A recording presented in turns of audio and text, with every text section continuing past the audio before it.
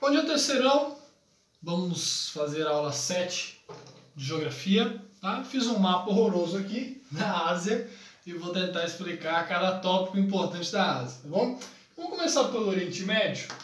Então, o Oriente Médio é uma região que tem a maior reserva de petróleo do planeta. Maior quantidade de países que participam da OPEP, que é a organização que controla o preço, a distribuição do petróleo. Então, por isso, é uma região que gera muito interesse dos Estados Unidos, da Rússia e agora da China. Então, o Oriente Médio, ele tem Arábia Saudita, Iraque, Irã, Kuwait, Líbia. Todos esses países sofrem com ditaduras, com oposições, guerra civil, né? A Síria é o maior exemplo, né?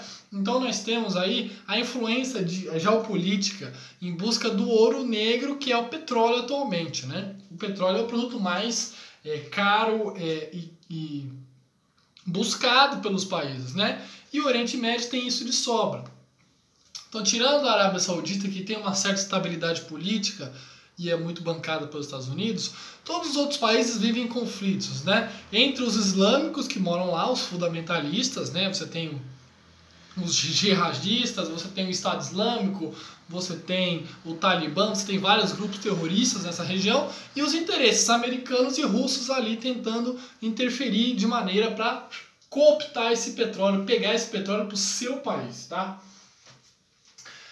A Ásia tem a maior parte da população mundial. China e Índia, cada uma tem 1,3 bilhão de pessoas, né? Então é muita gente, né?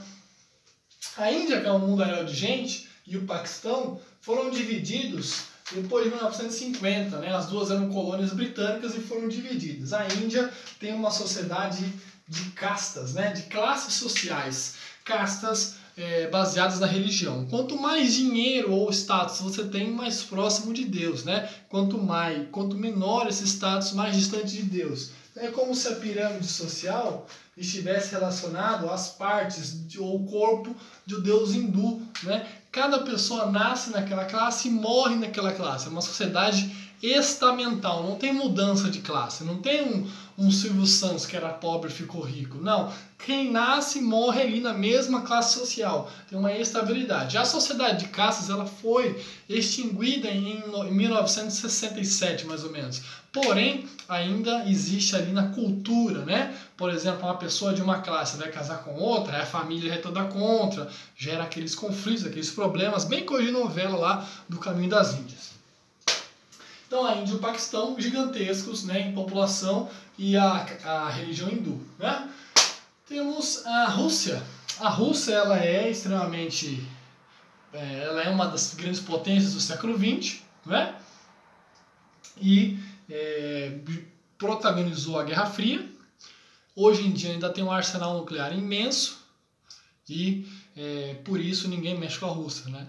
É uma ditadura meio disfarçada ainda, meio União Soviética que não deu certo, mas ainda quer voltar a dar, né? Uma democracia meio disfarçada a Rússia, né? E como ela tem um potencial imenso, ela tem reservas imensas, pelo tamanho dela, as reservas de minérios, de ferro, petróleo e outros commodities é imenso, né? Então a Rússia é bem respeitada no âmbito geopolítico pelo medo nuclear que existe sobre ela, né? E o regime russo é meio obscuro, nunca se sabe realmente o que está acontecendo. O Putin faz aquelas eleições de Araque e continua no poder. Vladimir Putin é o líder da Rússia, tá? Bom. China. A China a gente já estudou um capítulo à parte. Hoje em dia ela é uma economia mista, né? O PCC que comanda lá, Partido Comunista Chinês, economia capitalista e política socialista, né? Então, misto, é um sistema político misto. É quase que uma evolução da União Soviética, né? Porque ela abriu a economia, mas manteve a política fechada.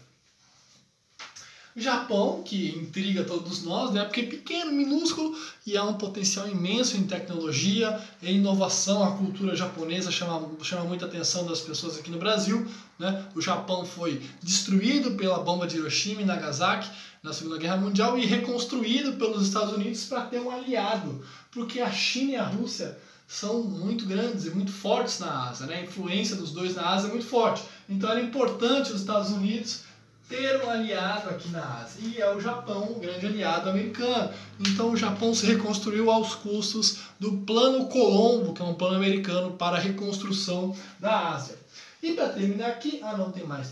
Coreia do Norte e Coreia do Sul. Duas Coreias, uma socialista, que é a Coreia do Norte, e a Coreia do Sul capitalista, também tem ligações econômicas com o Japão e Estados Unidos. E a Coreia do Norte, resquício da Guerra Fria, continua socialista e não se rende, o regime mais fechado do planeta, quase entrou em guerra com os Estados Unidos há pouco tempo atrás, né? Tigres asiáticos, aqueles que têm países que possuem mão de obra barata, especializada, baixos impostos para atrair as empresas internacionais, os sistemas de produção para o seu país, trazer o capital para o seu país. Então, esse esquema tem os tigres asiáticos, os novos tigres asiáticos. Se você estuda e está acompanhando as aulas, vocês já sabem, ou pelo menos tem uma ideia de cada tópico que eu falei aqui da Ásia, porque a Ásia é muito complexa, tem um monte de países aqui no meio que a gente não citou, tá? Cazaquistão, Uzbequistão, países que não vão cair no vestibular. Então a gente precisa ter os aspectos principais da Ásia, né? China, Índia, Rússia asiática, né? E a relação entre o Japão e os Estados Unidos e os tigres asiáticos, tá? Então, resumão do penúltimo capítulo da apostila. Tchau!